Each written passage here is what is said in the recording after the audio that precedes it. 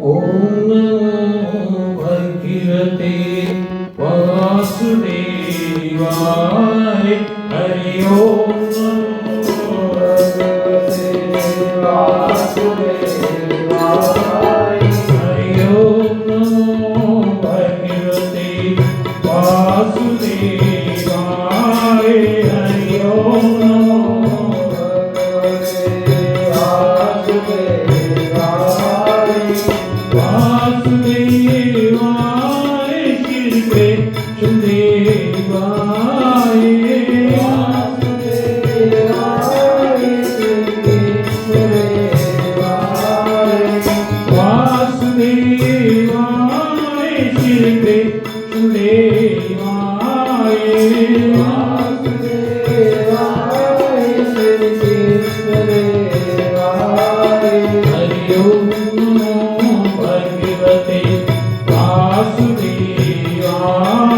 हरि ओम नमो भगवते वासुदेवाय। हरि ओम नमो भगवते वासुदेवाय। हरि ओम नमो भगवते वासुदेवाय। हरि ओम नमो भगवते वासुदेवाय। हरि ओम नमो भगवते वासुदेवाय। हरि ओम नमो भगवते वासुदेवाय। हरि ओम नमो भगवते वासुदेवाय। वासुदेवाय श्री कृष्ण देवाय। वासुदेवाय श्री कृष्ण देवाय। वासुदेवाय श्री कृष्ण देवाय। वासुदेवाय श्री कृष्ण देवाय। हरि ओम नमो भगवते वासुदेवाय। हरि ओम नमो भगवते वासुदेवाय।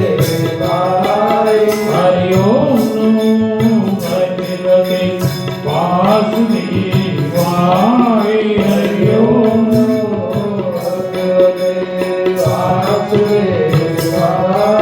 हरि ओम नमो भगवते वासुदेवाय। हरि ओम नमो भगवते वासुदेवाय। हरि ओम नमो भगवते वासुदेवाय। हरि ओम नमो भगवते वासुदेवाय।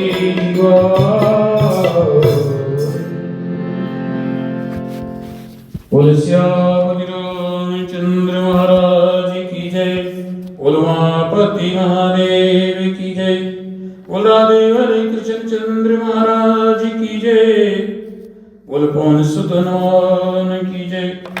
बोल श्री मां गंगे मैया की जय। बोल श्री सतीबाई सईदास सई महाराज की जय। बोल मनसई रामदास सई महाराज की जय।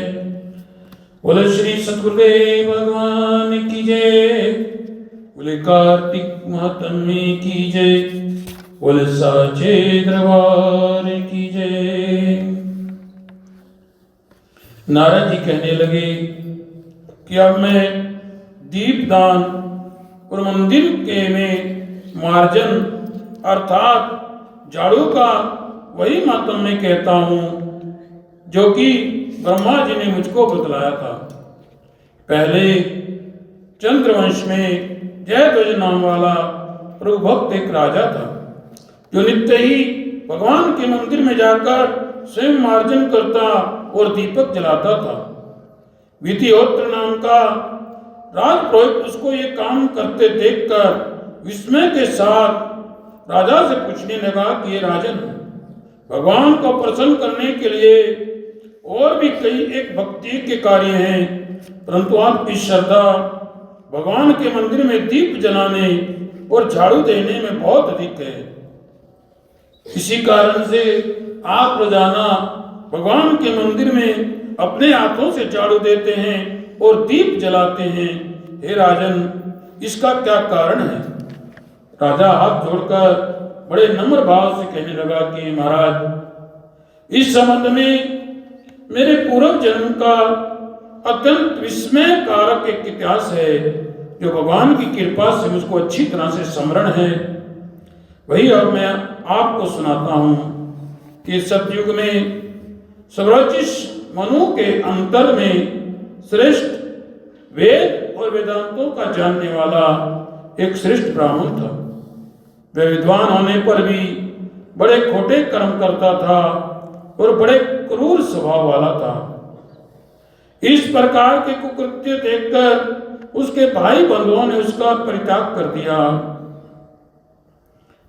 एक दिन में भूख और प्यास से अति दुखी होकर घूमता घूमता नर्मदा नदी के तट पर पहुंचा और उसने वहीं पर प्राण त्याग दिए। उसकी स्त्री भी व्यभिचारिणी थी, इसलिए उसके बंधुओं ने उसे भी घर से निकाल दिया।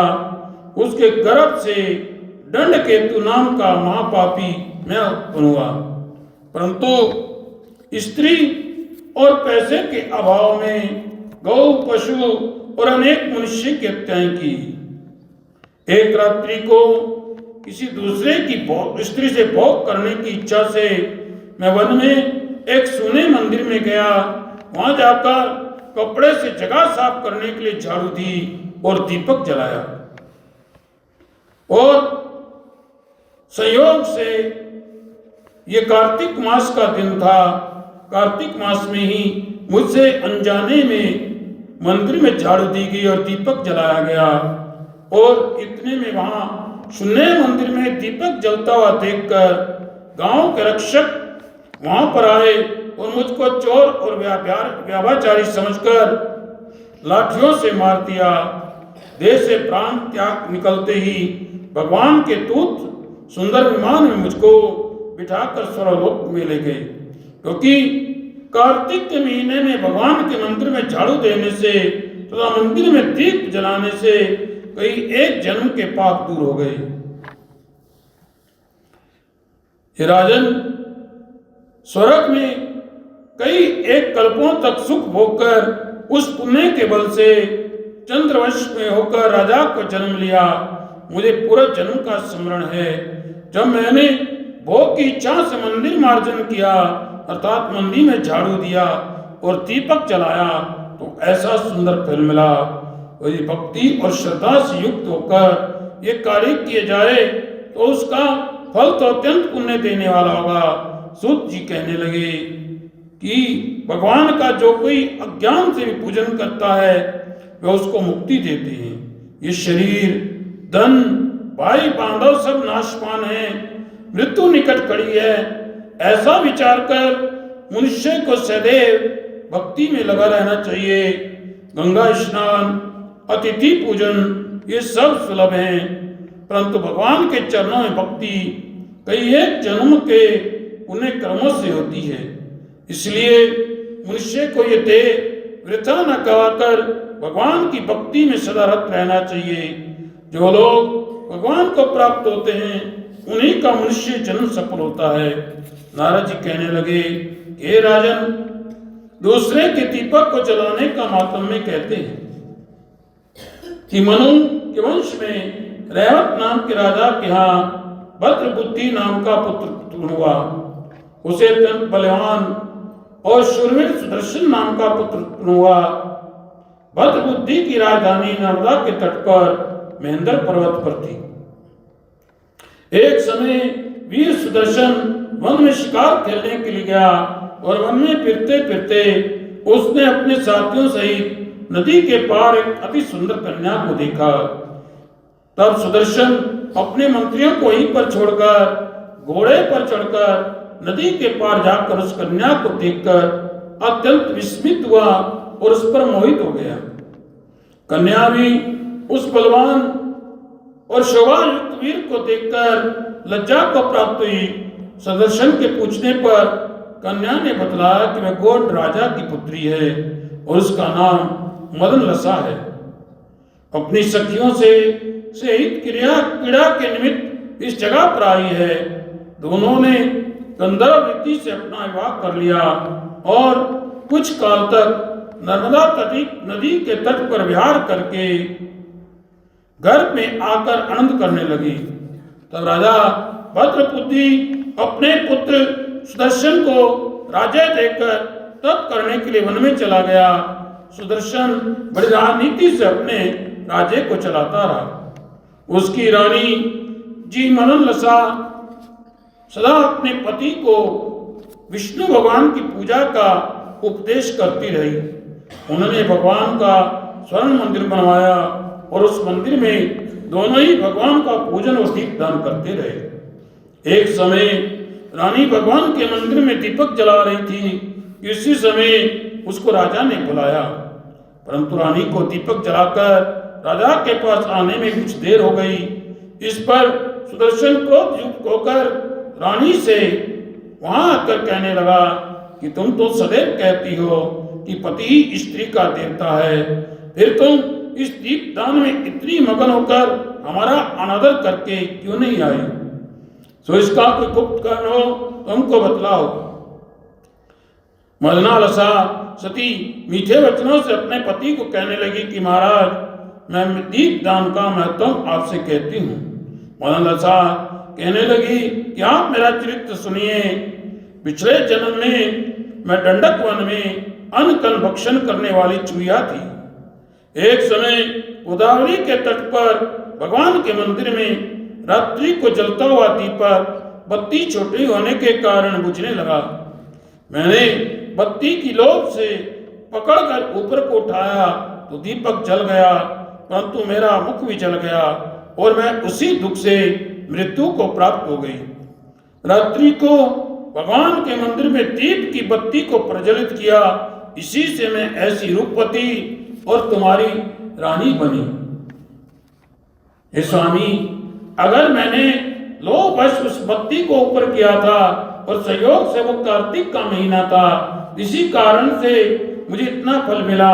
यदि श्रद्धा से भगवान के मंदिर में दीप दान किया जाए तो उसका फल का तो कहना ही क्या है। ऐसा सुनकर सुदर्शन सदैव कार्तिक मास में व्रत करके आजीवन दीप दान करता रहा और अंत में विमान में बैठकर वैकुंठ लोक को प्राप्त हुआ। बोलिए कार्तिक महात्म्य की जय। बोल सियापति रामचंद्र महाराज की जय। बोल उमापति महादेव की जय। बोल देव कृष्ण चंद्र महाराज की जय। बोल पवन सुत हनुमान की जय।